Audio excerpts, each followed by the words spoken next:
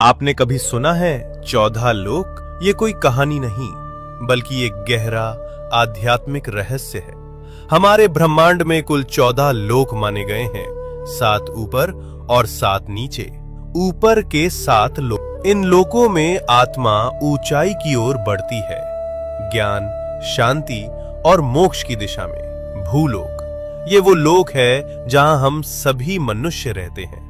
इसे मृत्युलोक भी कहा जाता है क्योंकि यहाँ जन्म और मृत्यु का चक्र चलता रहता है। भूवर लोक, ये लोक भूलोक और स्वर्गलोक के बीच स्थित है। ये ऊर्जा रूपों का क्षेत्र है जो भौतिक और दिव्य लोकों को जोड़ता है। स्वर्गलोक, देवताओं का लोक, जहां इंद्र और अन्य देवता निवास करते हैं। अच्छे कर्म करने वालों को मृत्यु के बाद इसी लोक में स्थान मिलता है, जहां सुख, संपत्ति और आनंद की अनुभूति होती है।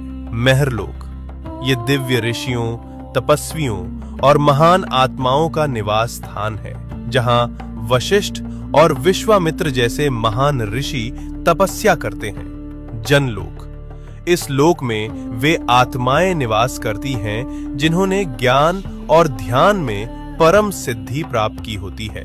यहाँ के वासी ब्रह्मा जी की लीलाओं में लीन रहते हैं। तपलोक, अत्यंत शक्तिशाली तपस्वियों का स्थान, जो शरीर से परे केवल चेतना में स्थित होते हैं। ब्रह्मलोक, यह अंतिम लक्ष्य है, जहां केवल सत्य है, मोक्ष है और ईश्वर का साक्षात्कार होता है। इन ऊर्ध्व लोकों में आत्मा का जाना मतलब है धीरे धीरे शुद्ध और जागरूक होना। अब बात करते हैं नीचे के 7 लोकों की। यहाँ भोग, मोह और भ्रम ज्यादा होता है। अतल लोक, राक्षसों और मायावी शक्तियों का घर। वितल लोक, जहाँ कामनाएं और भोग हावी रहते हैं। सुतल लोक, राजा बलि का लोक। वे दानवीर थे, लेकिन उनमें अहंकार भी था। रसातल लोक, जहाँ भ्रम, लालच और अज्ञान का घना अंधेरा है। तालातल लोक, छल, धोखा और झूठ से भरा हुआ लोक।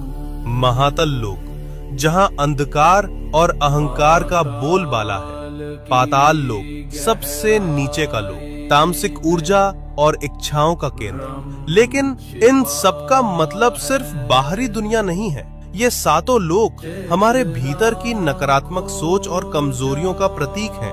तो जब हम सच्चाई, भक्ति और सेवा में लगते हैं, हम ऊपर के लोकों से जुड़ते हैं, और जब हम लालच, मोह और गुस्से में फंसते हैं, हम नीचे गिरते हैं। सोच बदलो, लोक बदल जाएगा।